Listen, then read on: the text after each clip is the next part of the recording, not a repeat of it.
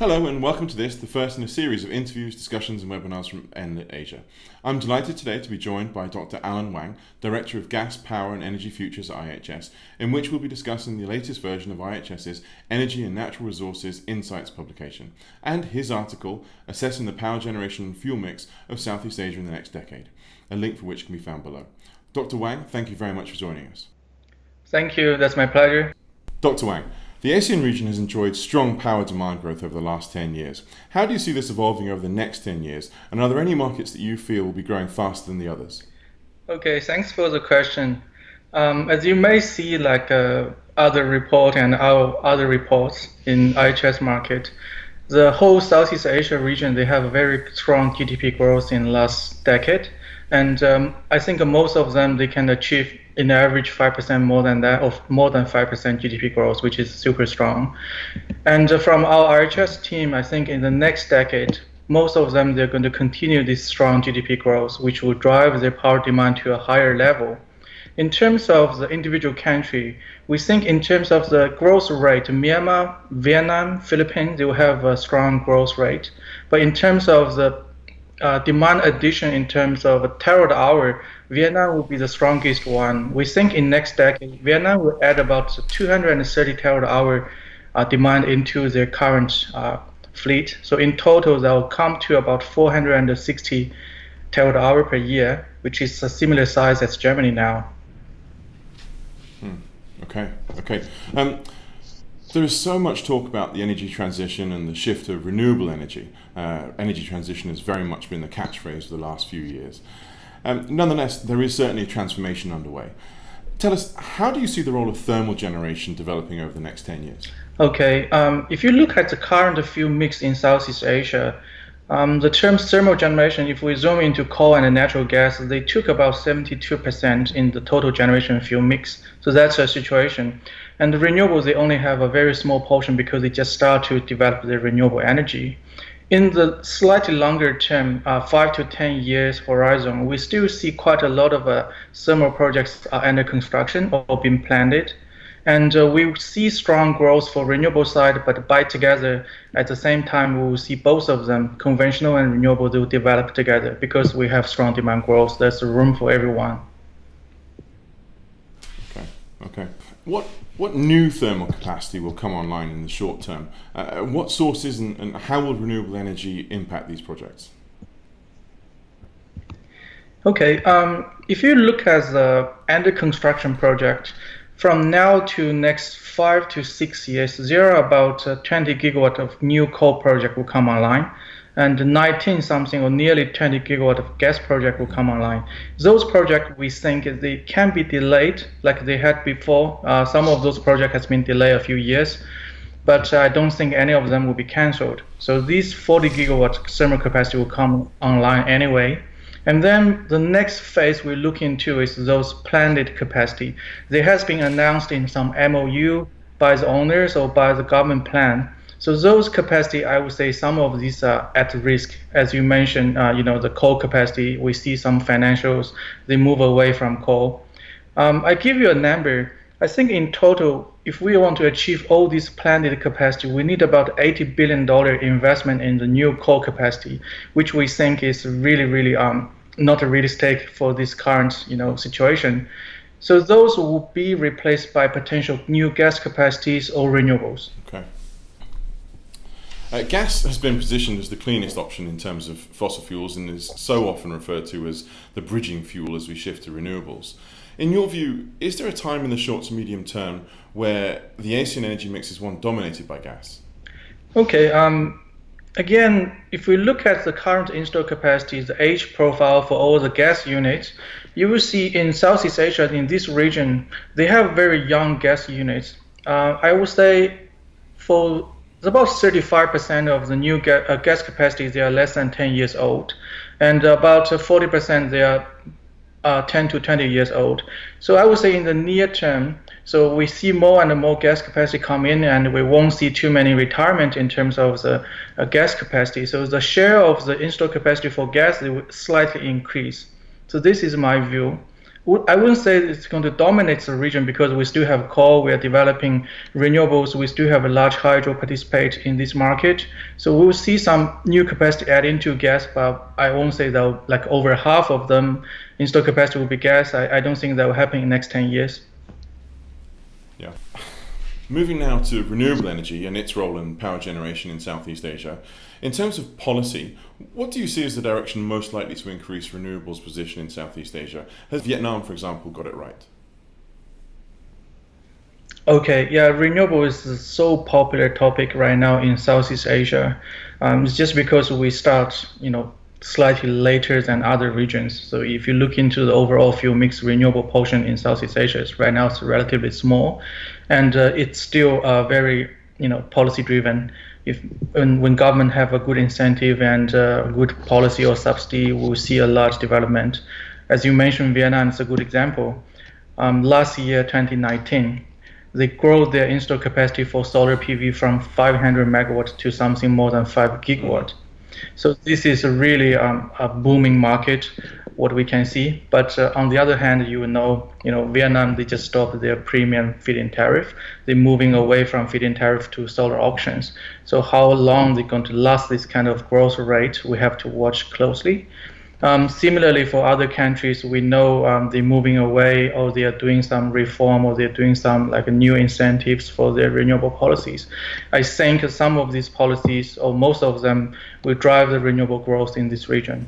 And you've mentioned policy, but what about cost? The cost of PV is expected to drop considerably. What about other forms of renewable energy? How much will lowering costs improve the adoption of renewable energy, or is it primarily down to other factors such as policy? Okay, yeah, that's an interesting one, because when we're talking about cost, we always refer to the levelized cost for electricity in different form. I agree with you, the solar and the wind LCOE now is dropping very fast. From my view, if I'm not wrong, solar LCOE in next 10 years is going to drop by 50% again. Similarly for similarly for onshore and offshore wind. So they are dropping. If you look at the cross point, when solar cross conventional like gas or coal, that will happen in the next 10 years. So there will be a strong driver for the new developers to focus more on solar and the wind. Back to this region, individual countries, they have different selections in terms of which form of renewable I want to develop. We see countries like Vietnam, Malaysia, or Thailand, they develop more solar PV and some wind. There's no wind in Malaysia, but there's a wind project in Vietnam. But some others like Indonesia, Philippines, they also focus slightly on hydro, small hydro, biomass, geothermal, other forms. That depends on the country. Mm-hmm, mm-hmm. We've touched on price and on policy. What about infrastructure? How much is existing grid infrastructure, for example, a barrier to renewable integration? Okay, yeah, I think this is a very important part for this region, because we know this region, most of the countries, they are developing countries. Their network is not that strong. Even some of them, like Myanmar, they're still working on to get more and more people connect to the grid. Mm-hmm. So you can see their T&D network is not that strong. So there will be some bottleneck for the large-scale renewable integrated into the grid. Same example, if you look into Vietnam, last year we know they had a large capacity of solar PV installed, but we did see some curtailment in the southern regions just because the grid is not ready to connect so many capacity into the system. So that's the reason if you look at Malaysia, for example, ECM, which is Energy Commission Malaysia, they has been very careful for everyone participated in their large-scale solar tender. They asked them to do a grid level study and see how big is the capacity the grid can integrate the new capacities. Right. So in light of your answers to the previous questions, how ambitious are the region's national renewable energy targets? And who do you expect to see succeed in reaching them? And what do you feel will be the main contributing factors to those who fail to reach them by the biggest margin? Okay, in terms of renewable target, this topic is really, really dynamic because different from the traditional power development plan, these region countries, they tend to issue new policies almost every year. So we're seeing the renewable target keep changing. Mm-hmm. But the positive side is in last year, 2019, we see all the new policies, they're all positive. They either increase the number or they move the target year slightly earlier. So that's a good sign for us. Sure. And then we did heard about the new policy is going to issue by Vietnam, the new PDP 8. I think it's due end of this year. They're going to issue that. They're going to even, have a higher increase in the renewable target again. So back to our estimation, as I mentioned to you, renewable install capacity or renewable development is very, very strongly policy driven. We put a part of the strong or aggressive renewable target. We really keen to see what the government want to help or want to set up the new incentive to encourage industry or encourage players to jump into this market to help them to achieve their renewable target. Mm-hmm. Those are very interesting topic. Everything that we've discussed so far has been in relation to the next 10 years or so. But what about now? We're currently in the midst of something entirely unprecedented. How is the ongoing situation around the global coronavirus pandemic impacting regional power demand? And do you see any lasting impact, if any?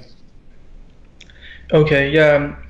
Unfortunately, this year we have this huge impact due to coronavirus. Our team, we are conducting some interesting research in the region to adjust the forecast for the near term or the medium term. So I can share with you some of the preliminary results we get. So overall, from our view, the whole region, we are still on track for still growing. The coronavirus is more like it's going to slow down the growth a little bit. So this is a major impact. So what we have seen is from our IHS latest view, majority of the Southeast Asia countries, their GDP growth is still positive in this year, except Singapore. Singapore is at a risk for recession. For others, we still see positive growth. In terms of power demand, the impact by coronavirus is really country by country different. First of all, if the country is strongly driven by industrial demand, so they will have a large impact. For example, Vietnam, Singapore, Thailand, Malaysia, those countries we see their power demand for this year or these 2 quarters will drop a lot.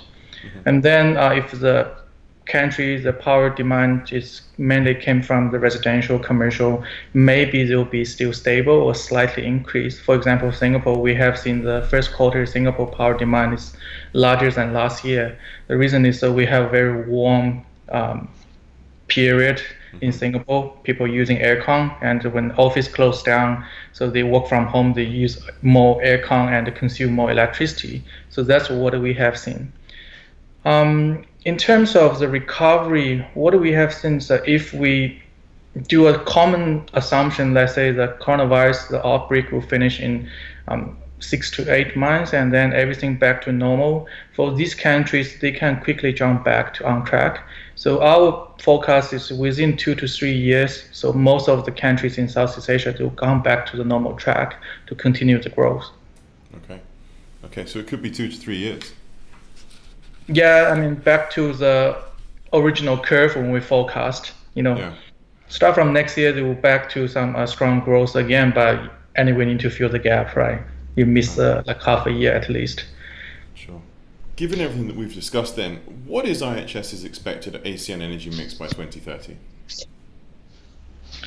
Okay, from now to 2030, we accept there will be quite a lot of new capacity adding into the market. The new net capacity addition in total will be about 170 gigawatt.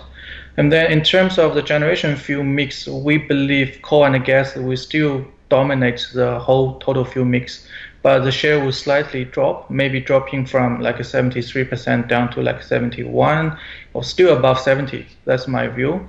Hydro, I think hydro, is really limited by the natural resources and the locations. They will have some capacity addition, but they won't have a increasing share in the total fuel mix. It's still about 10%. The largest share increase will be from solar and wind, the renewable forms. So we would expect the solar and wind capacity share will go to something like 8% or 9%, something number like that. Mm-hmm, mm-hmm. Something that you mentioned in your article was how Asia's development is different to markets such as Europe and how it provides an opportunity rather than replacement for growth. Yeah, correct. That's we have that strong demand growth. So everything adding is trying to catch up with the strong demand growth. We don't have like a replacement story. It's different from Australia, from Europe. And all the plants are very young. We don't see so many opportunities to replace them, right? So we're building new capacity for coal, gas, hydro, and various of renewable forms to catch up the demand. We need to keep in mind some countries like Myanmar, they are still working on electrification. So they tend to increase their electrification rate. That means they need more capacity to serve this new demand connected to the grid. Sure. Once again, that was a brief insight into Dr. Wang's article, Assessing the Power Generation Fuel Mix of Southeast Asia in the Next Decade, found in IHS's latest version of their Energy and Natural Resources Insights publication, a link for which can be found below.